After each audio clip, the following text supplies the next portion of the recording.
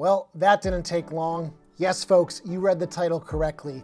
The Kia EV9 has been on sale in the United States for just about a month, and I'm already seeing post after post after post about people having dead 12-volt batteries.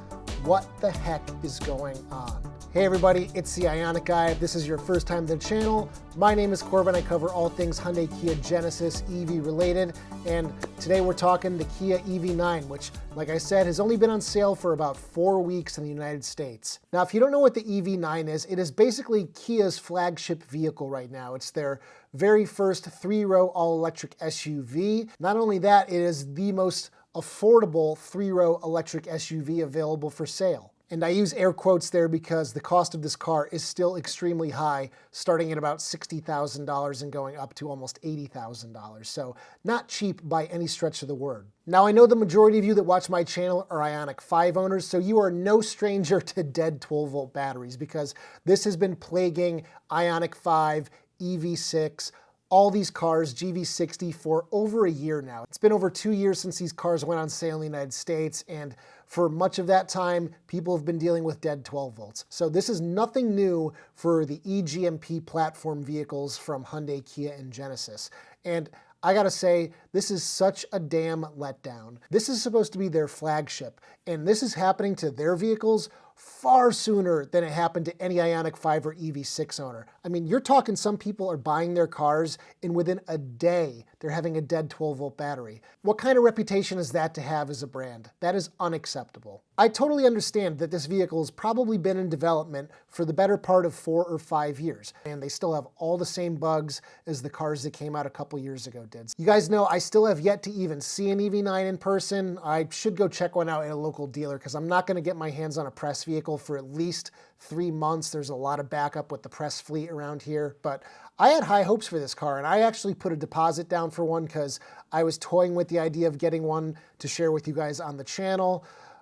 Just the price is just too exorbitant for me. I can't justify the price, and I don't really need all that space. As much as I like the styling and the features of the car, it just doesn't make sense. If I had 2 or 3 kids, I could definitely justify it. So I've been lingering around the Kia EV9 Facebook group, which I think is a global Facebook group. And first blush, pretty much every single post in here is a dealership saying, look how many EV9s we have. And then the other posts are, my 12 volt's dead. And just the dichotomy between the two is actually pretty funny because you have these dealers that are like, come get your EV9. And then everybody else is like, oh man, my 12 volt's dead. This really sucks. So as of about 2 weeks ago, there's been a total of about 1,100 EV9s sold in the United States. So it's still a very small number, but seeing this many people already having this problem is very disconcerting. So I hope I have some Kia EV9 owners that can leave their comments down below about their experience with the car so far.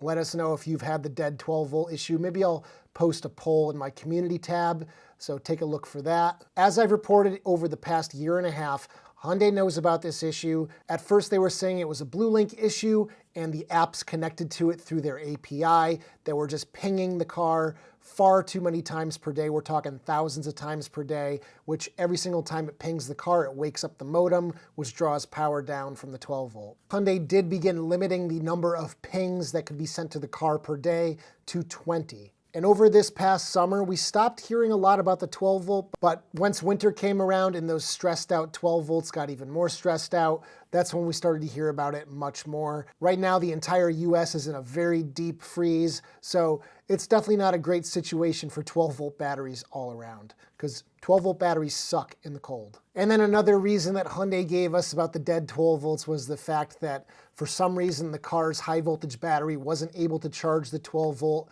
through the DC to DC converter below 20 or 30% state of charge on the high voltage battery pack. I can't remember what the number was off the top of my head. So my advice to EV9 owners, if you are connecting an application like OptiWatt or allowing access for charging scheduling through your local utility for discounts, go ahead and unpair that from your account because that is probably one of the biggest issues causing this problem. That has been a huge issue in the past couple of years with EV6 and Ioniq 5, so just completely cut them off. You might not get your incentives anymore, but secondly, get a 12 volt booster.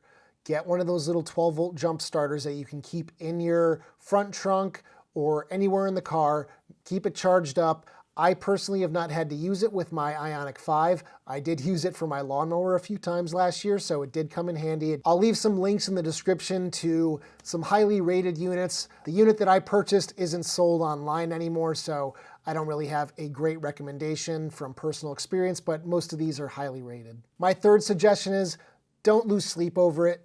Don't waste your time stressing out about it. Don't hook up a 12-volt voltmeter that data logs via Bluetooth. You're not going to solve anything. They're very well aware of this problem. You're just going to cause a bunch of unneeded stress in your life and waste a bunch of your time because you're not going to figure it out. Clearly, Hyundai and Kia can't even figure it out. It's likely that if you bring it to the dealership, they're not going to find any issue.